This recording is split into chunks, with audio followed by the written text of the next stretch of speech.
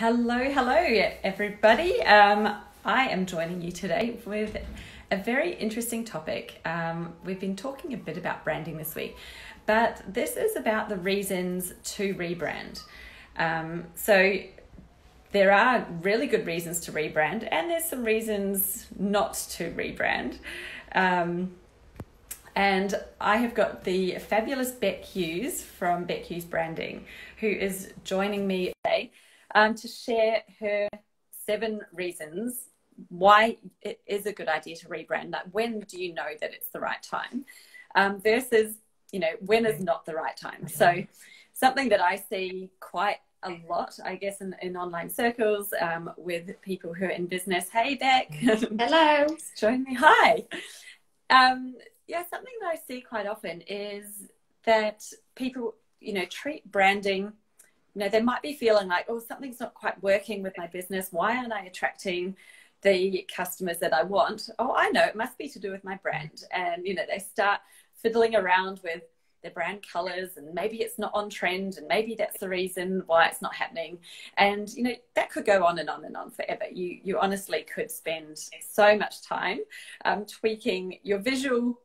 When I'm talking about that, I'm really talking about the superficial layer of the visual brand elements, not the core brand strategy. And there's a huge difference between the two. We're going to get into some of that in just a moment.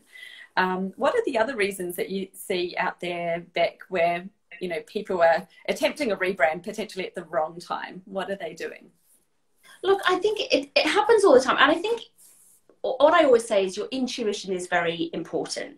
So if you intuitively feel like you need to rebrand, then there's probably something in that. But very often you haven't kind of dug a bit deeper to find out what the real reason is. And if you don't know the real reason, then you're not solving the right problem. So those reasons like, I don't like it, I'm bored with it, is often a big reason. Oh, I've lived with this brand for 2 years now, I'm bored, I fancy a different colour. That's not a great reason. Someone else didn't like it. Very often someone, a family member or, one of the mums at school kind of makes a comment, and that makes you think you should do something about it. But particularly if they're not your target audience, then it's time to take that with a grain of salt. Yes. So those more kind of, I suppose, arbitrary reasons are all the things that come up where you should look beyond those and try and find the real strategic reason. Yeah, and I think that taps into something I was talking about earlier this week, was when you're creating your brand, if you have based it literally on what other people think or what you think the trend is out there, then you are going to be in this constant state of wonder, like, is my brand right? Is it what people like? Am I on trend? Am I not on trend? And thinking that you need to change it all the time. And, to be honest, I feel like you've approached the whole brand process from the wrong angle to begin with, because your brand is about you. It's your core essence. And if you've gone from within and figured out what your essence is and then brought that to life through your brand, then it's not something that changes overnight. It doesn't change in a year. You may need to refresh it, and we'll get into when is the right time to do a refresh. When do you know that your brand is due for a facelift, an upgrade, or whatever that is? We'll talk about that in just a moment. But yes, I can see that, that could be a question to ask yourself, was really, when you created your brand, were you asking other people what they liked, or were you creating it based on the actual core values and, your own personality traits and really your own essence? And if you have done that, then your brand should be a reflection of you. It shouldn't need to be rebranded until you've reached a certain stage. So that's, I guess, a really nice segue into when is the right time?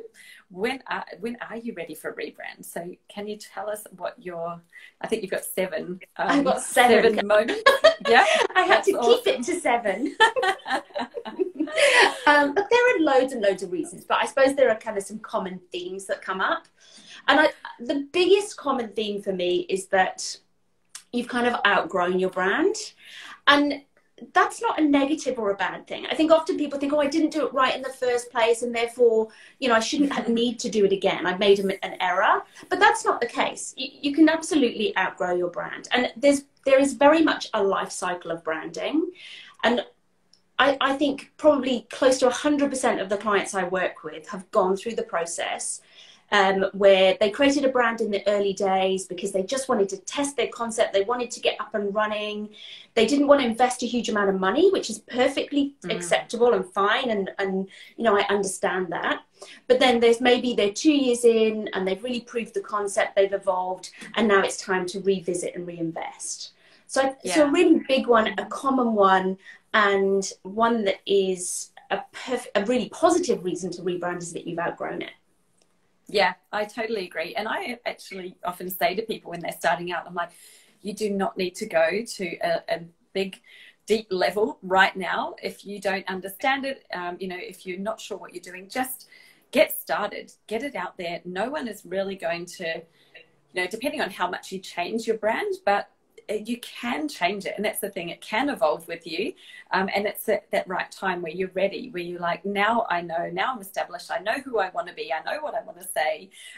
It's a much better time to go into the real brand strategy and build your brand from there. Whereas you can get started with just your visual elements, and all that's doing is helping you get some consistency across what you're putting out there. So yeah, and sometimes you just got to start.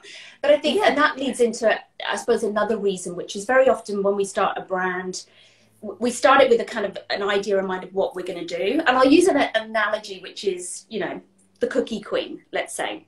Yeah. And that's what the cookie queen was going to do. Her brand was going to be about making cookies and make everyone happy with these beautiful cookies.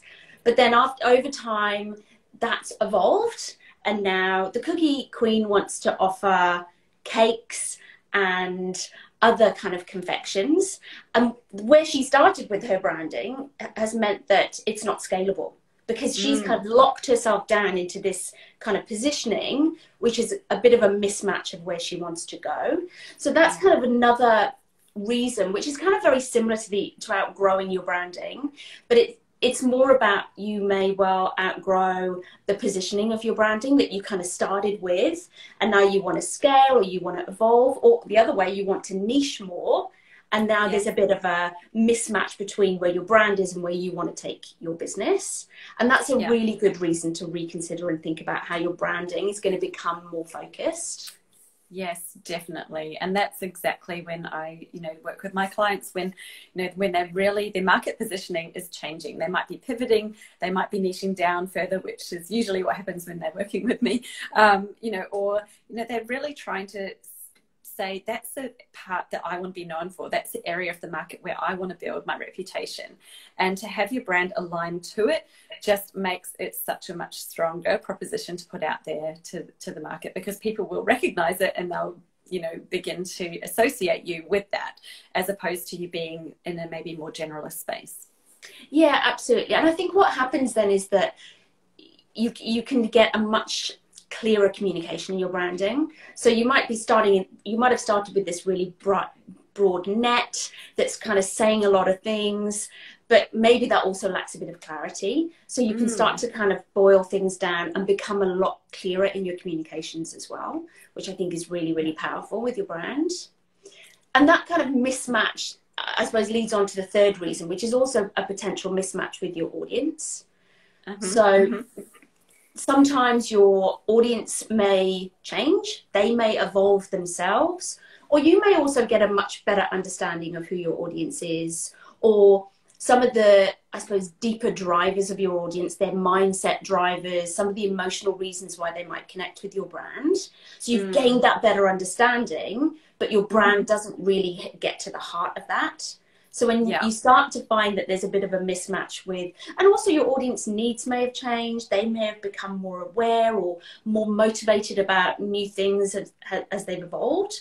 One of those might be issues of sustainability, for example. People become more aware about materials or manufacturing processes. So you might want to evolve your brand to more closely align with what your audience needs and what they're looking for. And again, it's that thing where you start very generic and you start quite broad, but there comes a time where you've got much more clarity, a better understanding, and you want to imbue that into your brand. Yeah, absolutely.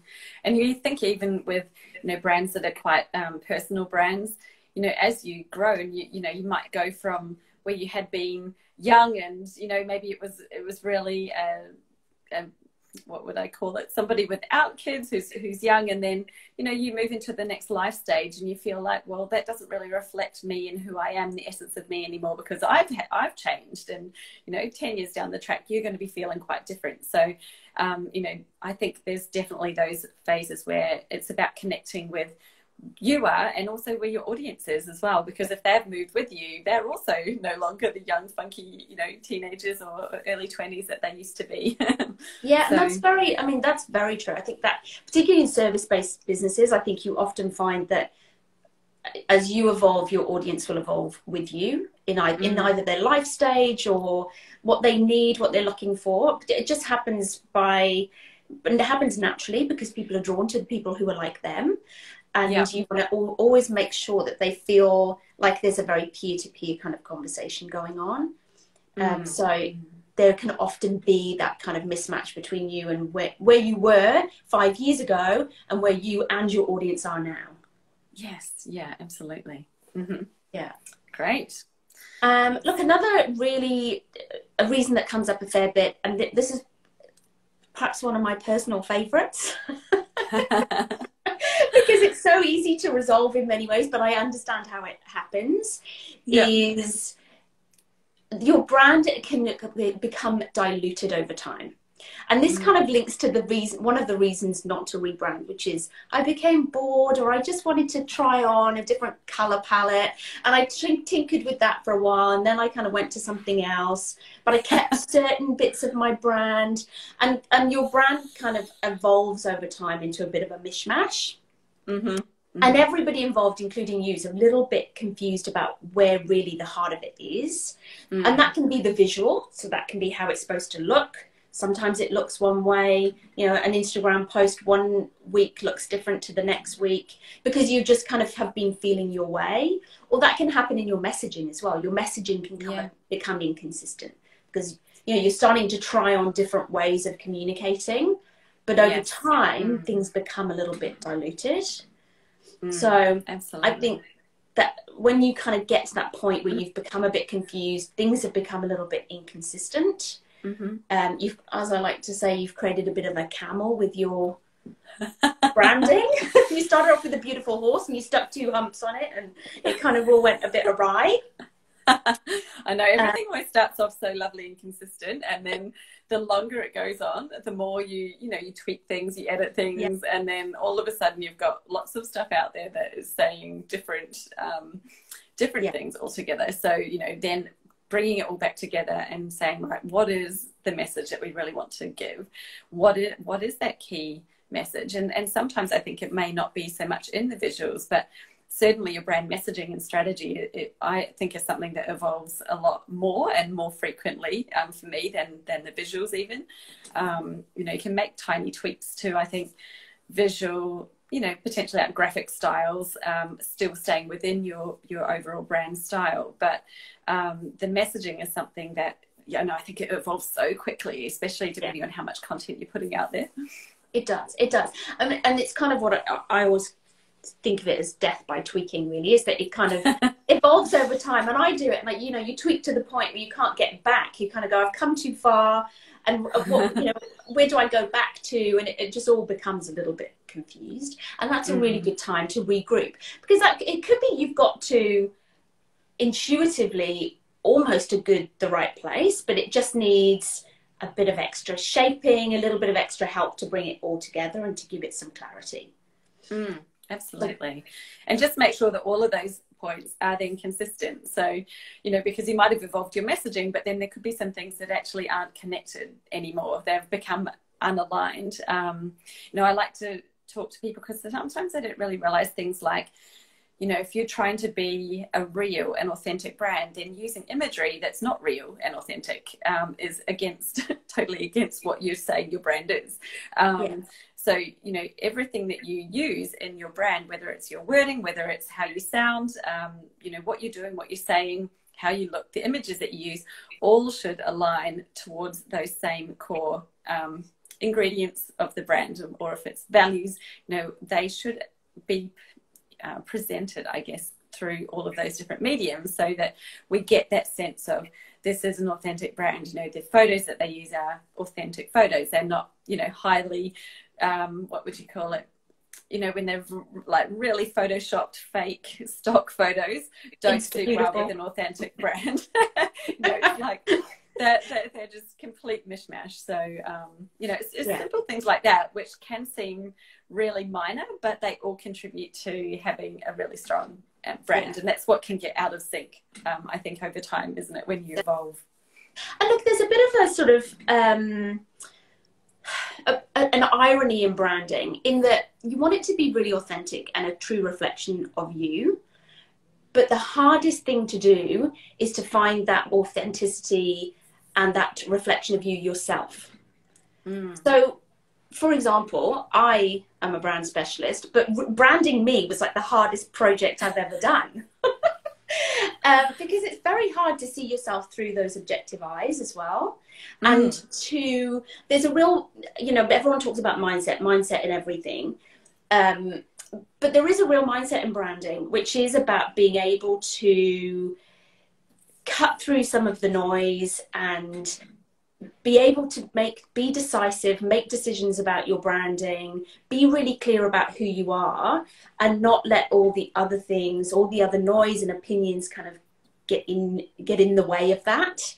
And when you're doing that for yourself, it's really, really hard. I think that's one of the pluses of working with someone or a team when it comes to your branding, particularly when you're rebranding, because your rebrand is when you have gone through that. I started here because I needed to just get started, but I've gone on a journey now for the past few years, and there's misalignment, or I've evolved, or all those reasons that we've talked about. So when you're doing that rebrand, getting a fresh pair of eyes is really important, because it's very hard to be able to see the wood for the trees when you do it yourself. And I'm the first person to admit that, because even though it's my area, I found it incredibly hard. Yeah, I agree. Coming out of, you know, marketing for businesses for 20 years, then building a brand that was a personal brand of me, I was like, I don't even know where to start, because I'm not used to being the face of the brand. I wasn't used to creating a brand around myself. I was very comfortable with creating brands for businesses. And it was hard. And I think, you know, certainly my first year or so, I was really just muddling my way through, thinking, well, I'm just going to do what feels right to me, what I kind of like, and my brand evolved. You know, and I did go through a couple of minor refreshes just to kind of bring in the consistency, reconsolidate over the time. When I got to that next stage where I went, okay, I've got more clarity now.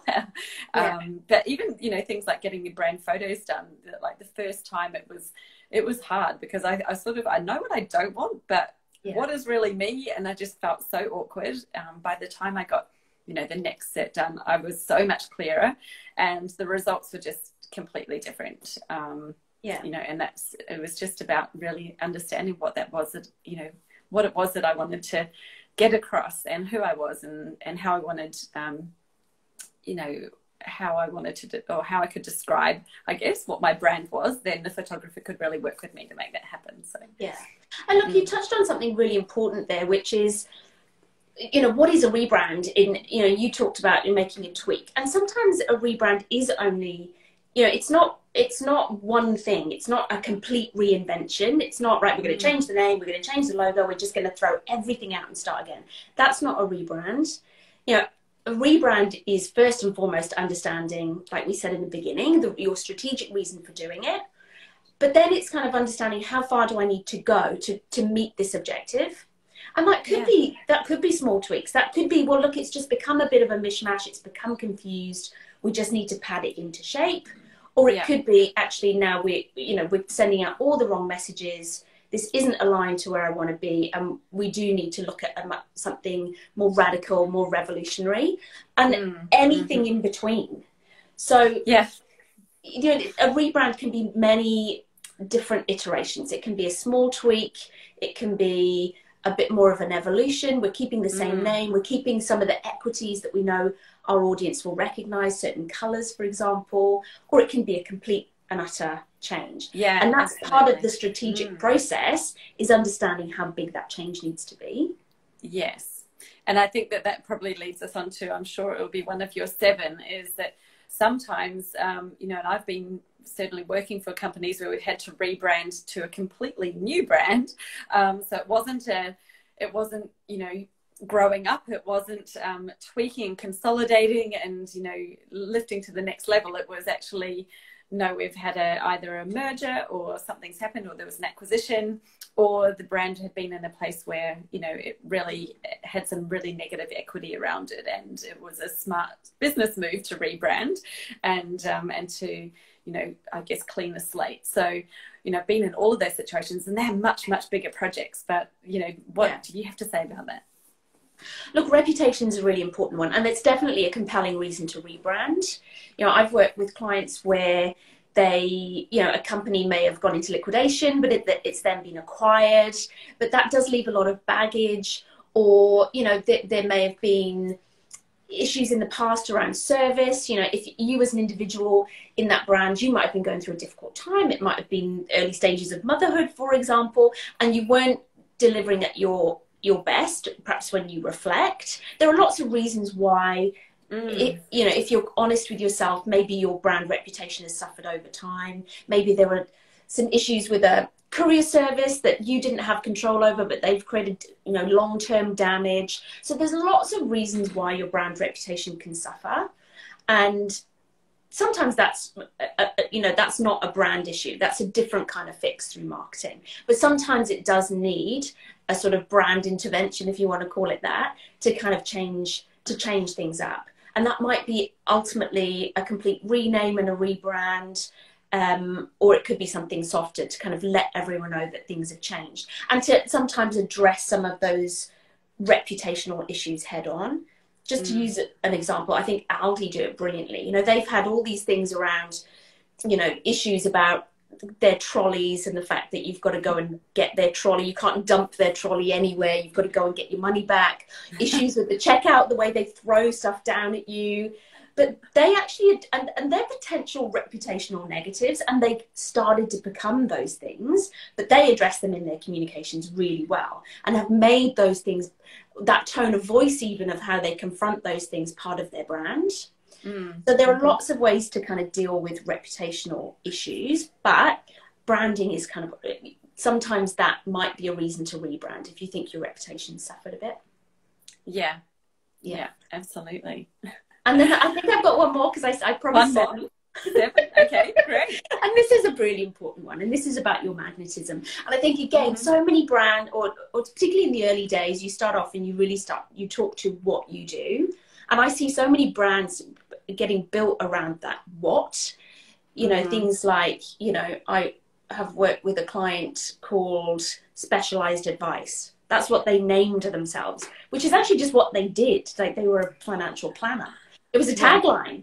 And, you know, I think when you're in that space where you realize your brand is very much talking to the what, and isn't really getting under the skin of the emotional connection and talking to the what you do for your audience kind of space, that's a really good reason to rebrand. If you want to build your magnetism, become more emotive, really talk to the transformation that you create for your audience, then it's quite common to start to not really have that nailed down in the early days. But as your brand evolves, and if you have a sense that you're not doing that effectively, it's a really good opportunity to look at your branding. Yeah, interesting. And so is that something that you'd look at the visuals and the messaging, or the positioning, or because I guess they're probably in the space, but it might just be the way they're communicating could be the difference, talking to the what instead of the why. Yeah, and I think it's everything. I think that's that kind of comes back to the scale of rebranding. Whatever the strategic reason or reasons, there may be multiples that you need to do it. That's the first thing to understand is why you're doing it. And the second thing to understand is what do we need to change to achieve that shift in perception. It could be just a change of the visuals. It could be just a change of the messaging. It could be all of those things and more around how you're positioning yourself in the market. So I think there's multiple levers you can pull around your brand and your branding. whether it be visual or how you talk, your tone of voice, how you're conveying that transformation in the message. And I think before you even start putting pen to paper or briefing someone or whatever you're going to do, having that clarity of why you're doing it and what needs to shift to achieve the goals is really is important. Yeah, absolutely. They are all fantastic points. You know, I really think there is so much to it, and you know, branding is such an important part of your overall strategy with, you know, how you're positioning the market. That, you know, but it's something that I think, you know, you get to that point where you really need a proper brand strategy. And in the beginning, you know, for people who are literally starting up on day one, you're probably just not at that point of going that deep yet. You know, you really need to sort of get a bit of a feel for what you're doing and who you're working with, and start to get that feedback from them as well. And then that's at that time where you think, right, okay, we've got to one of these 7 stages. We're ready to grow up, or we're ready to refresh. We're ready to actually, you know, really connect these pieces of the brand and make it a lot stronger. You know, and I think that, like you say, it may be some things that the outside world may not notice, but overall they will get a stronger connection with you through it. Because I think I actually do some behind the scenes changes on my brand fairly, I won't say I do them regularly, but I've been known to. Are you tweaking, Jess? I do little bits of tweaking here and there. I just went through and I tweaked my color palette, which you would not even notice because they're still the same colors. They're just slightly different shades that, you know, really felt like, you know, I hadn't quite got it there. But I'd left it for 4 years because I'm like, it's not that important. They're not going to choose whether they buy from me based on the exact shade of color. But, you know, it got to a point where I did a few little updates. Right now I've moved to Kajabi and they don't have my fonts. So on my Kajabi site, hey, I've got new fonts. Do you think anyone's going to notice? Probably not. So, you know, there's like little things that just happen in the course of business. But then there'll get to be a point where I think, right, now I actually need to consolidate again and bring all this together and really reconnect to make sure that it's all a nice, consistent package that I'm putting out there. So, you know, and that's one of the times where, you know, you're ready for a rebrand. Yeah, look, I think again you've touched on a really important point, and I did a post about it recently, was how het up people get about consistency and what that means in branding. And everybody gets really fixated on it's using this one font, or it's using these 3 hex colors, and then I'm being consistent. But that's only just a very small part of it. Being consistent is really how consistently do you show up? How consistently do you deliver your message? What's the consistent experience that you create with your brand? And, you know, when people connect with you, there's so many factors to consistency. It's not just the visual. And the visual can kind of, you know, it can ebb and flow, and it can, you know, as long as you understand what your core, the visual expectation is of your brand at its core, you can kind of, there can be a bit of light and shade around that. Yeah. And, you know, for me, being someone, I know with my Myers-Briggs profile, I'm an ENFP, I think, and we don't like to be constrained by rules. So now that I don't have really, really big brand guidelines and I have to be super, super specific like we did in the corporate days, I love having a little bit of flexibility in my brand. And for me, it's, you know, I don't think anyone else would look at what I do and say, oh, there's no consistency in that brand, because I'm always true to the core premise, you know, the values and the personality and the style of what I want to get across. I always do that. And there is a little bit of flex in there, which, you know, I really like that fact of being kind of in control of my own brand. Well, brands are like people, you know, do that.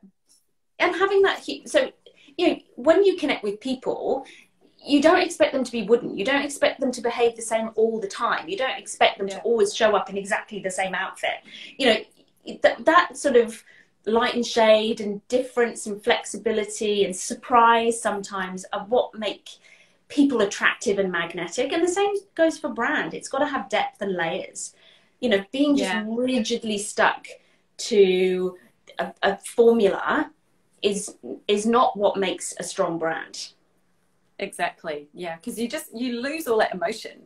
And I just find that there is no emotional connection. Whereas when you can operate within the flow and in your energy and let it come out and not be tied to the perfectionism of it, that is what connects. You know, that's where, you know, when I finally let go of all of that, which, you know, it took about a good year or so getting out of corporate before I could let go of it. But yeah. once I did, it's just like, oh, big weights off your shoulders. You can actually breathe and you can do things, and you know, it's.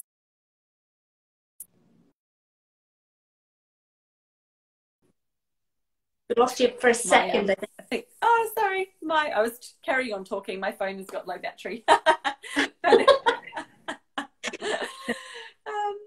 But yes, I cannot remember what I just said. I think though about corporate constraints making you feel yeah. And I think, you know, there are reasons why corporates are that have to be more controlled about their branding. But when you've got hundreds of people who are using and interacting with a brand, it's a slightly, you know, but when you and maybe a team of just you, or, you know, 3, 5, 10 people, then you can have a little bit more flex in there.